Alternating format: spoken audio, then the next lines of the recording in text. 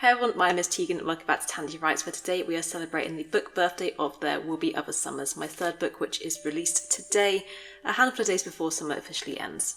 There Will Be Other Summers is a young adult novel about a blind boy, a deaf girl and a tear-stained letter, and it is available to come home to your bookshelves today. It's about the complexities of disability, discovering the wrong ways to be not okay, and how platonic soulmates can change your world overnight, perfect for fans of Alice Osman's conversational prose and the heart-wrenching coming-of-age stories of Neil LaCour. I'll read you the full description so we're all aware what we're getting into. Rin is morbidly fascinated by the ocean and he constantly thinks of ways he might let it consume his life. But each time something good, no matter how small, stops him from drowning, he might see past his sadness if he could still, well, see. Asha lives for the future, counting the days until she turns 18 and should be old enough to move out of her mother's house and feel some control over how she spends her time.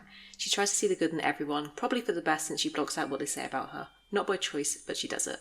When Asha and Rin meet in the group therapy exercise where they have to exchange letters, it's unclear who saves whose life overnight. And when they make a pact to trade their lives for the remainder of the summer, it's evident they've both found the person who truly understands them. It's only with Asha that Rin can be himself, a lonely blind boy who might not be so alone after all.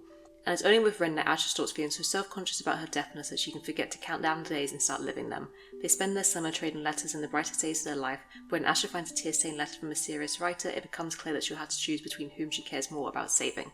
Please note that this book depicts issues of mental illness including anxiety and depression, blood and imagery reminiscent of self-harm, voluntary hospitalization, suicidal ideation, and discussions of ableism and transphobia. I've done my best to approach these topics with sensitivity, but if you feel this kind of content may be triggering for you, please be aware. Like all of my books so far, this one is about the horrors of being 17, remembering your former friends' birthdays more often than your own, grieving a version of yourself that hasn't existed since childhood, and feeling like everything is going right in your life but still being sick with sadness. Unlike my other books, this one draws significantly more from my personal experience with my teenage years. This book is a tribute to every person who made those years, and every following one bearable. This book is a love letter to my friends, to song lyrics scrawled across the backs of my notebooks and my hands, to endless summer afternoons beneath the red cliffs and saturated sunrises captured on film with a finger blurring the lens.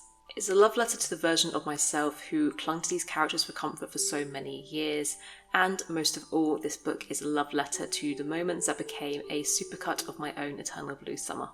There Will Be Other Summers is currently available to read in ebook, special paperback and standard paperback format with a discreet cover for readers who may not be able to safely or comfortably have a book featuring pride flags in their homes. An audiobook version is currently in production, but at time of filming I do not have an estimate for the release date.